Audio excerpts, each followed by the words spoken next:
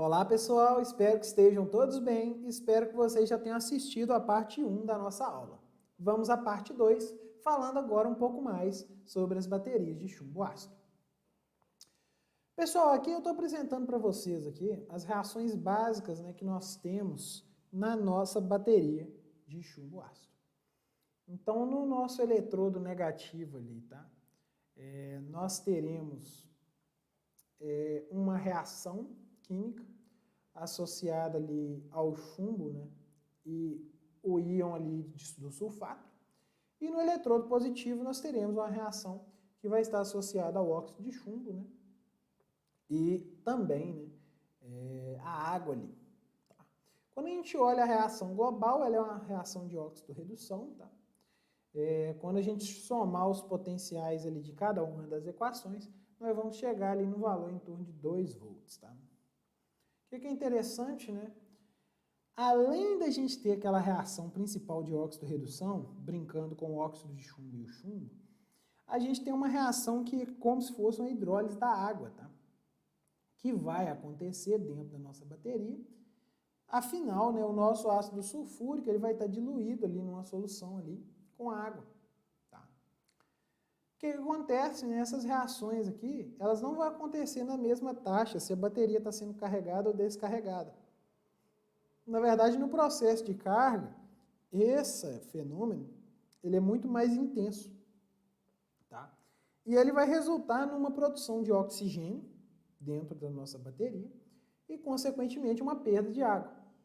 Então, parte da água que nós temos ali, ela vai ser transformada em oxigênio. Esse oxigênio depois, no outro eletrodo, vai se combinar novamente com os íons H+, que estão ali dissolvidos, e vão se tornar água de novo. Mas essas duas reações não acontecem na mesma taxa. O que acontece? A nossa bateria acaba tendo uma perda de água e uma perda de oxigênio, que é um fenômeno que a gente denomina nessa bateria como gassing, essa liberação de gases. Aí, tá? Esse fenômeno ele também, a taxa com que ele ocorre vai estar associado à autodescarga da bateria. Então tem várias reações paralelas a essa que nós mostramos anteriormente, que vão acelerar ou piorar a situação desse gassing. Tá?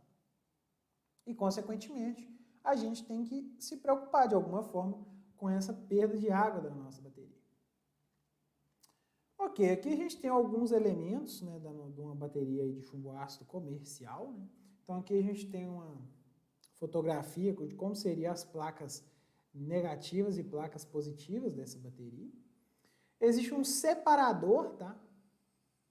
Entre as placas positivas e negativas, evitando curtos-circuitos internos na nossa bateria.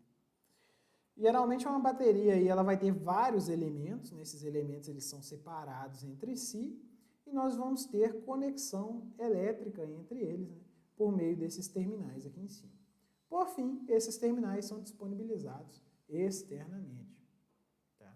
Aqui a gente tem uma tecnologia de bateria, que é uma bateria VRLA, vai ser uma bateria que vai ter válvula, tá? E ela é interessante porque ela consegue eliminar aqueles gases que estão sendo ali produzidos, mas apenas quando aquilo está aumentando demais a pressão dentro da sua bateria. Então é uma bateria bastante interessante aí também para ser discutida. Em relação aos encapsulamentos, pessoal, a gente tem algumas tecnologias, tá? Uma tecnologia mais antiga aí seria as baterias ventiladas. Então a gente tem as placas positivas e negativas imersas num eletrólito líquido. Tá? São baterias que só podem estar na posição vertical, então você não pode tombar essa bateria, senão ela derrama o ácido. Tá? E é uma bateria que requer uma manutenção porque, eventualmente, devido ao fenômeno ali do gassing, essa bateria perde água e a concentração do ácido vai mudar e isso pode afetar a performance da bateria. Então, para evitar essa mudança de concentração do ácido, eventualmente a gente tem que completar a água da bateria. Tá? Essas baterias também têm um problema, tá? Que é uma utilização não uniforme do eletrodo, tá? Visto que a concentração ao longo do volume não necessariamente é igual, Então a gente observa que a parte de baixo ela vai ser uma parte menos utilizada do que a parte de cima, tá? Do eletrodo. E, consequentemente, a gente vai ter uma degradação não uniforme do eletrodo da nossa bateria. A gente tem as baterias seladas. Então, no caso da bateria selada, a gente não tem um eletrólito líquido, ele é imobilizado de alguma forma. Tá? Existem algumas tecnologias, por exemplo, as baterias utilizam alguns gel para poder segurar esse ácido sulfúrico, por exemplo, um gel de sílica. E a gente também tem algumas baterias que usam uma tecnologia que o ácido, né, ele fica contido numa manta de fibra de vidro. Então a gente fala que é uma bateria AGM, se vocês verem essa sigla em algum lugar, agora vocês sabem o que significa. Né? Vantagens: é uma bateria que pode operar em qualquer posição, ela não necessita reposição de água, tá?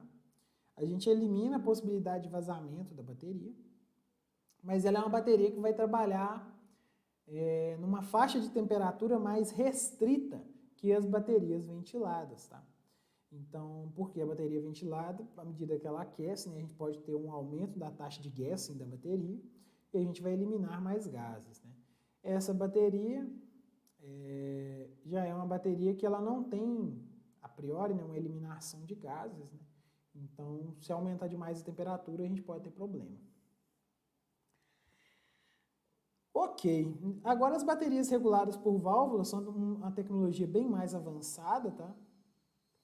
Então o eletrólito também não é líquido, ele é apresentado na forma de gel, só que é uma bateria que também, como as baterias seladas, a gente não precisa completar a água da bateria, mas ela tem um mecanismo regulado por válvula para eliminar os gases apenas quando a pressão interna da bateria está muito elevada, tá? Então isso permite aí que a gente opere essa bateria numa faixa mais ampla de temperatura. Então é uma questão bastante interessante, ele estende a faixa de operação das baterias seladas. Então, por exemplo, se a gente montar um no-break com baterias seladas, a gente provavelmente tem que pensar em algum sistema de refrigeração dessas baterias. Agora, se a gente montar com baterias VLRA, a gente provavelmente vai poder eliminar esse sistema de refrigeração desse no-break. Ou pelo menos vai poder investir menos nesse sistema. Né? Seria a vantagem. Quanto à classificação em relação às aplicações, nós temos as baterias de arranque. Tá? Então são baterias aí automotivas ou bateria SLI, que é falado no mercado. É uma bateria que a principal função dela é alimentar o sistema elétrico do veículo e principalmente, né, alimentar o motor de arranque, né, que vai partir o motor de combustão interna dos veículos convencionais. Elas são projetadas, pessoal, para permanecer carregadas por um longo tempo, tá bom? E entregar altas correntes. Então são baterias com uma capacidade de entrega de corrente bastante elevada. Eletrodos finos, tá? Elas podem ser ventiladas ou podem ser seladas. Existem das duas tecnologias do mercado. Também existem as baterias tracionárias. Elas são similares às baterias de arranque, mas operam em condições ainda mais severas. Então existem alguns equipamentos eletrônicos, por exemplo, pequenos veículos elétricos, como karts ou carrinhos de golfe, eles empregam esse tipo de bateria. Tá? E elas podem operar com valores muito baixos de carga. Então, ao contrário da bateria automotiva, elas conseguem trabalhar com valores de carga muito baixos, essas baterias tracionárias. E a gente tem as baterias estacionárias, tá? Que são baterias que operam em condições mais severas, então são baterias que estão preparadas para sofrer descargas profundas, tá? Elas estão preparadas para operar num elevado número de ciclos para essa tecnologia. Então, aqueles 3.000 ciclos que eu comentei, ou até um pouco mais, são para tecnologias estacionárias. Tá? São utilizados geralmente equipamentos eletrônicos, tá? Então no-breaks, armazenamento em sistemas fotovoltaicos, iluminação de emergência, tudo isso vai ser baseado em baterias estacionárias. Aqui a gente tem só uma fotografia, né, dos detalhes aí dos eletrodos positivos, né? Quando a gente trabalha com uma bateria, tá? Que é uma bateria automotiva, por exemplo, a gente vai utilizar uma tecnologia de eletrodo que está mais à esquerda, né? Seria essa tecnologia aqui. E quando a gente trabalha com a bateria estacionária, a gente trabalha com um eletrodo com esses tubos aí, né? Então é bastante interessante aí perceber essas diferenças. Para as baterias de lítio-íon, pessoal, a primeira coisa que a gente vai discutir é o encapsulamento dessas baterias, visto que esse encapsulamento ele afeta a densidade e potência, né, do nosso sistema. Então, o primeiro encapsulamento são células cilíndricas. Tá? Então, com essas células, a gente consegue uma elevada densidade de energia do nosso sistema. Tá? Um baixo custo, esse encapsulamento é um encapsulamento bastante barato, principalmente quando a gente pensa em produção em massa, mas ele é ruim do ponto de vista de refrigeração, do ponto de vista de cooling das nossas baterias. Então aqui a gente tem algumas fotografias de algumas baterias aí comerciais que usam esse encapsulamento e aqui um pack de baterias de um veículo da Tesla, que na verdade são diversas, milhares destas baterias aqui conectadas entre si para formar um pacote de armazenamento do veículo elétrico. A gente também tem as células prismáticas, tá? Então são células que permitem uma conexão muito mais simples entre os pacotes, né? Elas têm terminais bem definidos, ao contrário das cilíndricas, que a gente tem que fazer algum contato de pressão nesses terminais. Né? São baterias com uma boa refrigeração, uma capacidade de refrigeração, só que esse encapsulamento é um pouco mais caro. Então aqui a gente tem um exemplo de algumas baterias comerciais que empregam a tecnologia prismática e aqui um pacote de armazenamento baseado nessas baterias.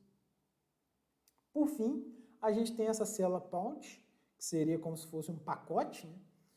Provavelmente você já viu alguma bateria com essa característica, né? Então são baterias com excelente densidade de energia, tá? Uma boa refrigeração, né? A gente consegue refrigerar ela dos dois lados, né? É uma bateria bastante interessante essa tecnologia. Só que o módulo ele tem um processo de montagem mais complexo. Então aqui a gente tem um esquema aqui que mostraria as etapas para poder fazer a montagem dessa bateria final. Né? Então, a gente tem no final um pacote, né, com duas lâminas aqui, né, e cada uma dessas lâminas representa, uma representa o positivo e outra o negativo da bateria. Né? Outra questão interessante é, né, entender como que as baterias se associam num sistema. Né? Então, nós temos aqui, primeiro, as células, né, são células que vão produzir tensões em torno de 2 a 4 volts e capacidade de armazenamento em torno de 2 a 3 amperes-hora. Então, isso é o tamanho de uma célula pequena. Aí a gente pode combinar, né, as células, por exemplo, num módulo. Então, esses módulos eles podem ter tensões que variam de 4 até 60 volts, tipicamente, e capacidades que vão de 0,5 kWh até 5 kWh. Depois que a gente tem o nosso módulo, a gente associa os módulos e a gente tem o nosso battery pack, um pacote. Além da gente ter as unidades individuais, né, que são os módulos, a gente tem um sistema que é o BMS, que é um sistema ali de monitoramento das baterias, visto que as baterias de lítio são baterias muito sensíveis. Né? Então, a gente tem, né, essa tecnologia, mas ela deve incluir o BMS. Né? Elas não podem carregar muito, tem que ter um monitoramento térmico das baterias, então requer mais tecnologia. E aí esses pacotes a gente tem de tensões que vão desde 100 até 700 volts e capacidades de 10 até uns 500 kWh. E por fim nós temos o sistema, né, de baterias, que é o nosso sistema de armazenamento. Nós vamos conectar vários packs. Tá? E aí nós teremos sistemas aí de 100 até 700 volts, mas a gente tem sistemas de tensão bem maiores, tá? E capacidades aí que podem ir até a faixa de megawatt-hora. Muito bem. Aqui a gente tem algumas fotografias de um material da Moura que mostram como que é, né, o sistema de armazenamento. Aí. Então aqui nós temos, por exemplo, as células conectadas entre si e nós montamos um módulo e aqui em cima nós temos o BMS, né, que é o sistema de monitoramento que vai medir a tensão de todas as baterias, vai medir a temperatura de todas as baterias e centralizar e enviar essa informação. Aqui a gente já tem um pacote, então a gente tem todos aqueles módulos com seu respectivo BMS conectados juntos. Né? Então aqui a gente tem módulos aqui com 12 células por 28 células. Né? existe todo um sistema de refrigeração para que essas baterias trabalhem com temperatura controlada, visto que a performance da bateria de lítio-íon é muito impactada pela temperatura. Então isso é problema não só em temperatura alta, mas também em temperatura baixa, a gente vai perceber isso. Então, por exemplo, alguns veículos têm sistema de aquecimento das baterias, porque em alguns países a temperatura é muito baixa, abaixo de zero, e isso pode piorar demais a performance do armazenamento de energia. E aqui a gente seria esse pack, né, fechado. Então, quando a gente tem esse pack fechado, a gente consegue ver, né, toda a estrutura interna dele aqui. Tem uma caixa de junção na qual a gente tem disponibilizado os terminais positivo e negativo da bateria, as distribuições aqui de líquido, né, fluido aquecido e fluido quente e frio, né, para poder fazer a refrigeração, né, troca de calor, né, e a parte de medição de temperatura do nosso sistema. Aqui a gente tem uma comparação de diversas químicas, tá, pessoal? Então é uma tabela bastante interessante de se refletir sobre ela, tá? Aqui a gente tem as químicas mais utilizadas no mercado hoje, tá? Então, tem células que utilizam cobalto, tem células que utilizam ferro, tem células que utilizam manganês, tem células que utilizam titânio. Então, dependendo do composto que a gente usa, tá? A gente vai ter performances diferentes, tá? Então, por exemplo, essas células aqui, ó, com titânio, são células que suportam uma grande quantidade de ciclos, tá? E tem uma grande capacidade de descarga, mas são células com menor tensão. Eu preciso de mais células dessa para montar o mesmo sistema, tá? Outra coisa interessante de chamar a atenção são essas tecnologias mais novas, tá? Então, por exemplo, um comentário que eu posso fazer seria das baterias de lítio-enxofre, tá? Essas baterias de lítio-enxofre, elas são uma tecnologia que ela está em desenvolvimento, tá? E a grande sacada dessa tecnologia é que se essa bateria for perfurada, ela não entra em combustão.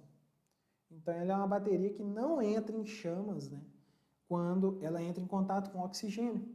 Então, é uma vantagem interessantíssima em questão de segurança, tá?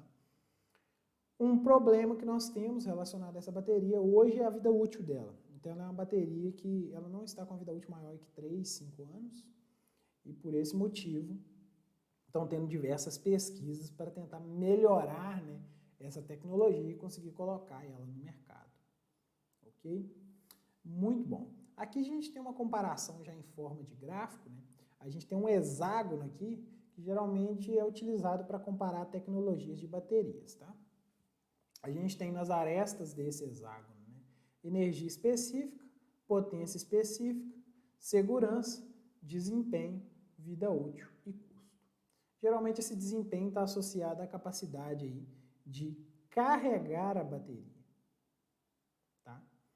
Então, se ela suporta, por exemplo, uma carga rápida, eu consigo carregar ela com 6 vezes a corrente nominal. Essa seria a ideia.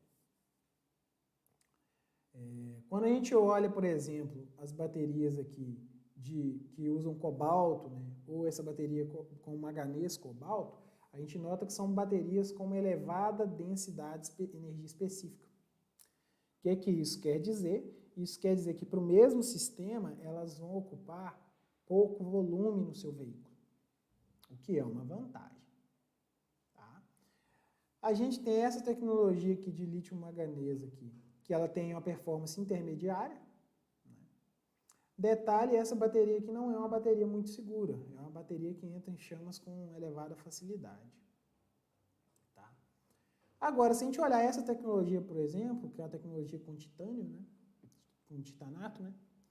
A gente nota que ela tem um desempenho bom, ela tem uma vida útil muito boa, como a gente viu anteriormente, e ela é uma bateria muito mais segura, muito mais difícil dessa bateria ter problemas aí de explodir, vamos dizer assim. Contudo, ela tem uma energia específica ruim e o custo dela também é ruim. Ela tem um custo elevado. Então, pessoal, como, né, não dá para ter tudo, se a gente olhar o mercado, né, a gente tem uma divisão relacionada a essas químicas, né? Então aqui a gente tem aqui, por exemplo, 4 químicas que foram selecionadas aqui por essa referência. E aqui nós temos alguns fabricantes, tá? Empresas que vendem dessa tecnologia, tá? A gente tem aqui a faixa aqui de densidade específica de energia, né? E o que a gente nota? Algumas vantagens, né? Essa tecnologia LFP é uma tecnologia, né, que tem uma grande vida relacionada a ciclos, uma bateria com segurança e o custo do material não é elevado. Já essa tecnologia NMC aqui, ela consegue trabalhar com uma faixa de carga muito grande, é uma bateria que você consegue carregar ela numa velocidade muito rápida. Né? Já essa NCA é uma bateria que consegue fornecer uma potência muito grande e ter uma energia também grande. E essa tecnologia LMO, ela é barata, segura e consegue fornecer uma potência grande, mas provavelmente ela não é boa em termos de energia. Então esse seria o cenário. Né?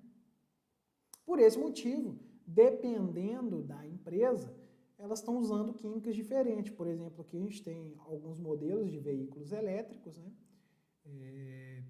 E a gente nota que cada veículo aí está usando uma tecnologia aí diferente aí de bateria, né? Você percebe que tem muitas empresas, né? 3 dessas empresas estão olhando para essa tecnologia NMC, né? Se a gente olhar para essa tecnologia aqui, a gente vai notar que é uma bateria que tem performances intermediárias aí em todos os aspectos, né? E tem uma ótima energia específica. Então, vamos dizer assim que as empresas estão considerando como se ela fosse uma solução trade-off, né? Não dá para ter tudo, então ela é uma bateria que tem uma performance razoável em todas as direções. Né? Aqui a gente tem outra comparação relacionada às diferentes químicas, né? O que a gente nota aqui? Né? A gente tem uma comparação associada aos encapsulamentos, ou seja, encapsulamentos prismáticos e encapsulamentos cilíndricos, e as tecnologias de lítio. Né? O que a gente nota? Com baterias de lítio a gente consegue ter, né, cada vez mais maiores densidades de energia e de potência, mas tem uma questão relacionada à estabilidade. Tá? A gente vai aprender depois, né, que as baterias de lítio sofrem um fenômeno bastante complexo que é conhecido como avalanche térmica. O termo em inglês é o thermal runaway.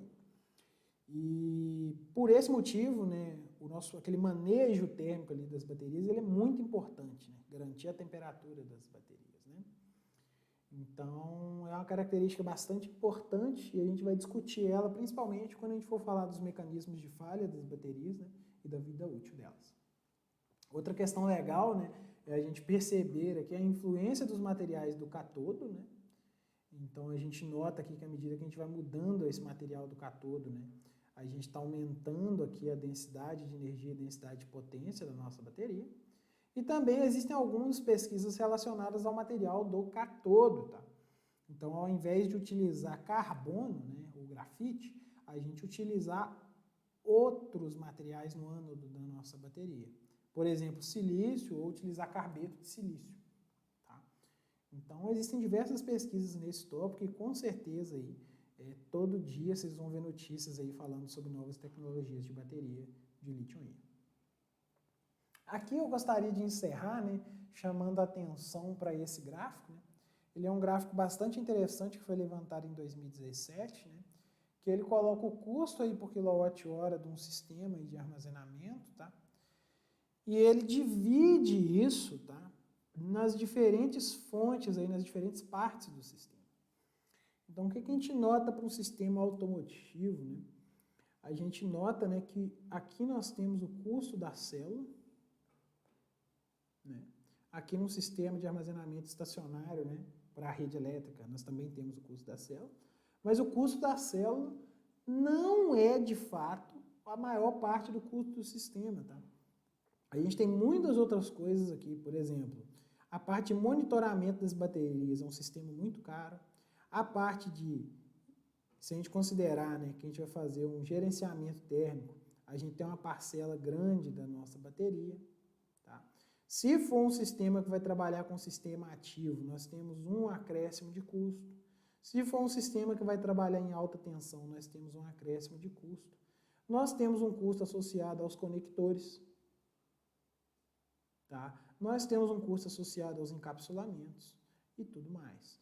Aqui também nós temos, né, associado aqui um custo, por exemplo, dos inversores, monitoramento, e um profit aí que a gente está falando, né, que seria uma margem em cima do sistema.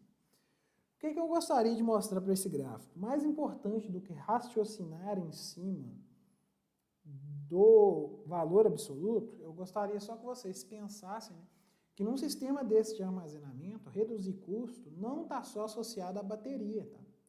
Mas, por exemplo, a parte de gerenciamento térmico, a parte de monitoramento das baterias e até mesmo a parte dos conversores eletrônicos que vão ser usados para carregar e descarregar a bateria são pontos de pesquisa e desenvolvimento para a redução de custo dos sistemas de armazenamento.